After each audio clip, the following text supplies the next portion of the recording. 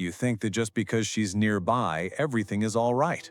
You provide her with food, you clean her litter box, you pet her when she asks for it. You might call this affection, perhaps even love. But is it truly enough?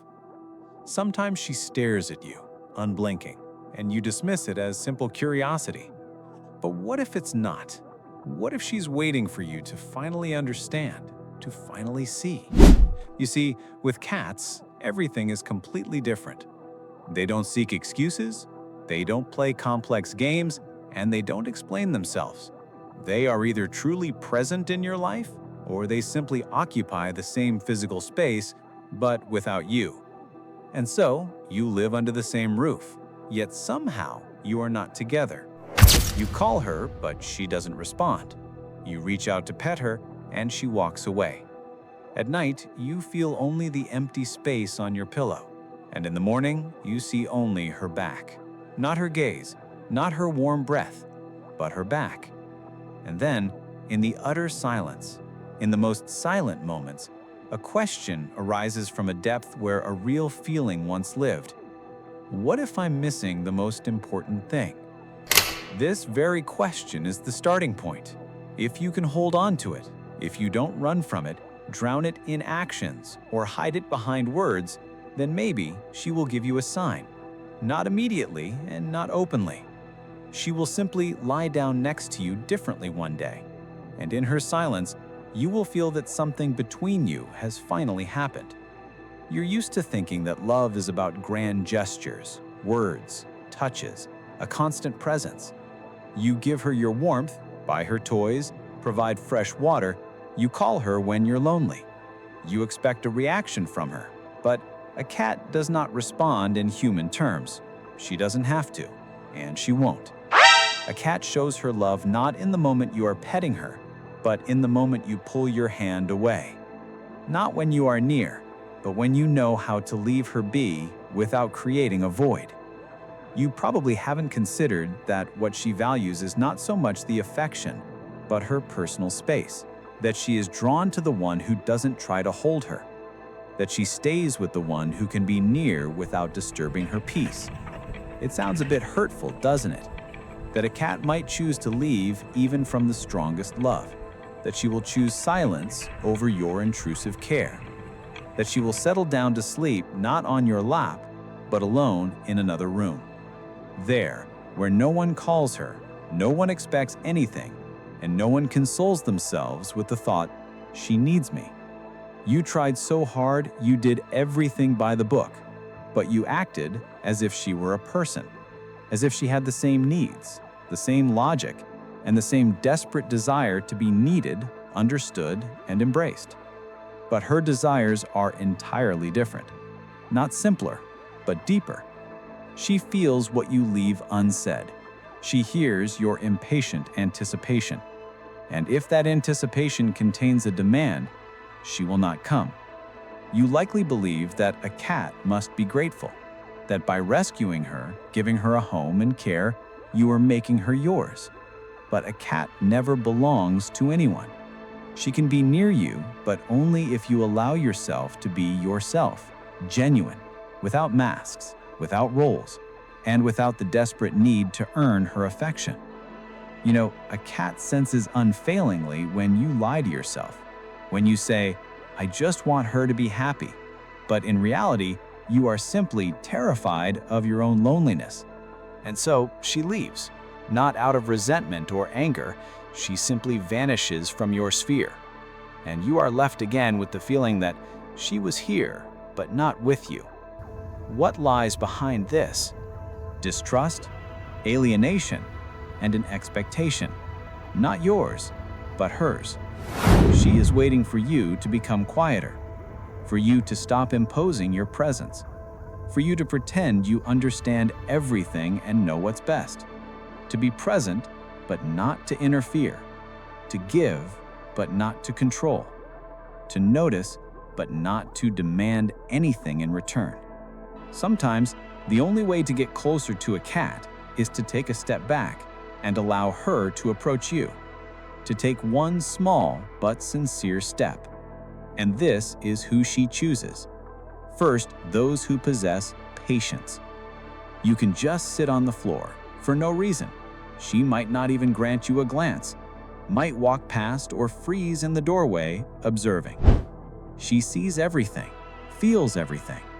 If you start calling her, patting on your knee, making kitty kitty sounds, she will leave. Not because she dislikes you, but because you couldn't endure the silence. You didn't wait for her own decision. A cat chooses those who can be near without an invitation, those who do not rush things, those who stay even when it seems like nothing will happen. And so, you sit on the floor, lost in thought or your phone, and suddenly you feel her rubbing her cheek against your hand. This is not a plea for affection. It's a sign. You passed the test. Now you are safe to me. This is the first true touch. Second, those whose ego doesn't deafen the silence. You can be the kindest, most caring, and attentive person, but behind your quiet care, a loud, "I do everything for her," is heard. The cat will feel it and withdraw. She is drawn to those who don't try to be important, who simply exist, not filling all the space with themselves, not striving to be the center of the universe. You sit in your chair, and she dozes on the windowsill. You don't disturb her with your gaze, you don't call her with your thoughts, you simply accept her right to be separate. And then, perhaps, she will turn to you. Third, those who don't seek to be needed by her. You feed her, clean her litter box, play with her, and then you freeze in anticipation of gratitude, a gesture, a look, a purr, and you get nothing. She owes you nothing. A cat's love is not a payment for your services, but her own, deeply personal decision. You either exist in her world or you don't. A cat keenly feels when care turns into a transaction, when you do something expecting a response, when your efforts demand recognition. She will not give you that, not because she is callous, but because she is genuine. You can be her entire world and still remain nobody if your actions are based on a selfish "in order to." Fourth, those who do not invade the soul without an invitation. Haven't you noticed how she abruptly leaves the moment you look at her too intensely, or approach without warning, just because you felt like it? She's not afraid of touch itself, she's afraid of intrusion. When you, even accidentally, cross her personal boundaries, she withdraws for a long time, sometimes forever. A cat trusts those who can feel the moment, who intuitively understand now is okay and now is not, who can stop a reaching hand, thus saying, without words, "I respect your peace more than my own desires." And then she will come on her own. She will rest her head on your lap and curl up because she will know that her soul is safe here. And fifth, those who are not afraid of being rejected. A cat's love is not a sentimental story. It's a test of endurance, because today she might not come, she might turn away, or simply not want to be with you. And if you start looking for the fault within yourself, she will not return. If you become resentful, withdraw into yourself, or pretend you didn't need her anyway, she will feel it all and pull away too. But if you accept her choice, even when it's not in your favor, you only become closer to her. You become someone who can be trusted because you don't try to hold on and you don't devalue her feelings. A cat stays with those who are not afraid of being alone, because only such people are capable of being truly present. These are the ones she chooses, silently but forever. Sometimes it seems you're doing everything perfectly. You buy the best food, the softest blanket, the ideal scratching post. You even leave a warm light on for her at night. You whisper, "I love you," and truly believe she hears you. And in return, silence. Not a comfortable one, but one in which something has irrevocably broken. She starts coming around less often, her gaze slides past you. She purrs only when it suits her, and she increasingly sleeps somewhere else. You try to understand, running through scenarios in your head. What went wrong? When did it start? Where did you make a mistake? But she remained silent. Cats don't offer explanations.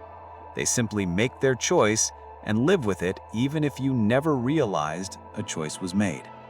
Sometimes the choice was made long ago, while you naively believed it was just a temporary cold spell. You pet her but feel no response. You call her but she doesn't come. You open the door for her and she leaves without a back glance. And at that moment, a strange coldness and shame spreads through your body. And with it comes the realization she's no longer with you. And perhaps she never was.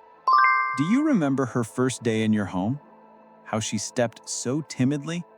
How she looked for a hiding place? How she watched you from under her brow?